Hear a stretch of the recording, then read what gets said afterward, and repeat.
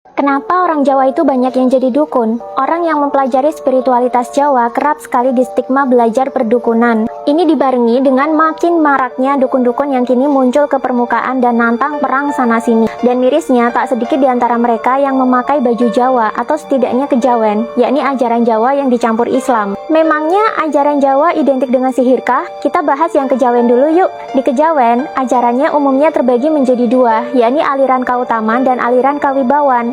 Aliran Kautaman ini mengutamakan budi luhur untuk mencapai kesadaran tunggal dengan Tuhan, atau kalau dalam istilah Jawa, namanya Manunggaling Kawula Gusti, alias melebur dan menyatu dengan Tuhan. Sedangkan kalau aliran Kawibawan ini lebih mengutamakan pada pengolahan daya-daya kejiwaan untuk memperoleh kesaktian, kekayaan maupun keuntungan duniawi lainnya. Kalau di aliran Kautaman, murid-muridnya ini lebih ke pembelajaran filosofi, teologi, permenungan hidup, dan peningkatan kesadaran. Maka kalau di aliran Kawibawan ini, ajarannya lebih ke penggunaan tenaga dalam, pemanfaatan energi-energi eksternal, pemanfaatan daya mistik di luar tubuh, dan biasanya muridnya ini dibebaskan untuk memuaskan ego. Kalau dalam buku Sejarah Agama Manusia dikatakan bahwa aliran Kawibawan ini juga melibatkan aktivitas perdukunan. Para pelakunya akhirnya bisa memiliki kekuatan supranatural atau daya linui. Sebenarnya di aliran Kautaman pelakunya juga bisa memiliki kemampuan supernatural, tapi kemampuan ini tidak ubahnya mirip seperti karomah yang dimiliki oleh orang-orang suci dalam agama Islam, di mana daya supranatural ini muncul akibat ketekunan seorang pejalan spiritual dalam memperbaiki diri dan mendekatkan diri kepada Tuhan.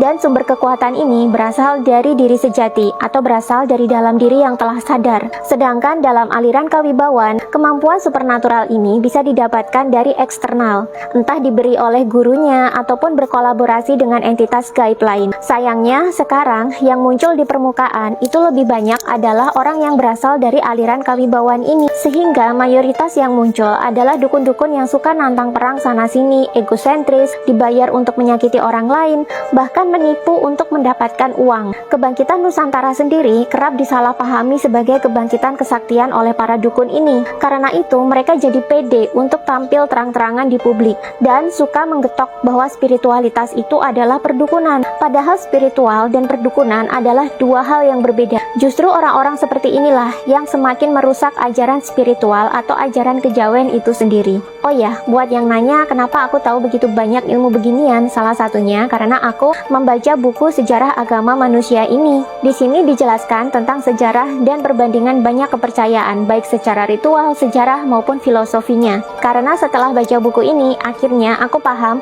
bahwa semua agama pada hakikatnya adalah sama saja, sama-sama mengajarkan spiritualitas.